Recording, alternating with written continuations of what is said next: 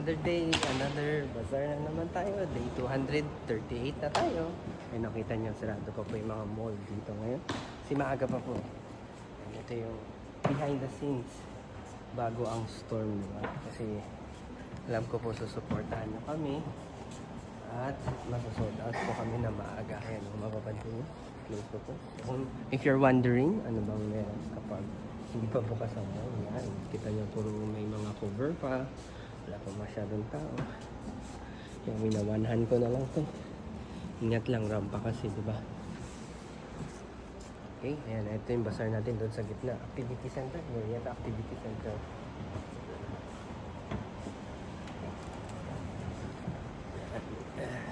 Sigurado, ubos na naman po tayo dahil sa support nyo. Kaya kung gusto nyo kami visit, ayan, ang Glorieta Activity Center. Yan, maaraw na dito kaya may maliwanag. Maganda dito.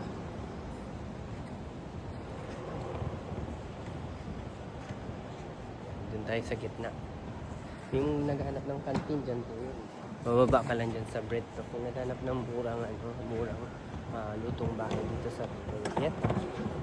Okay? Dito na tayo at magse-set up na tayo. Dalawang lugar ang i-set up ko dito. Meron din tayo sa second floor. Okay? Sige po. Miya na lang po ulit. Kaya magmadali. Daming gagawin pa. Daming pang gagawin. Okay? Sige po. Bye!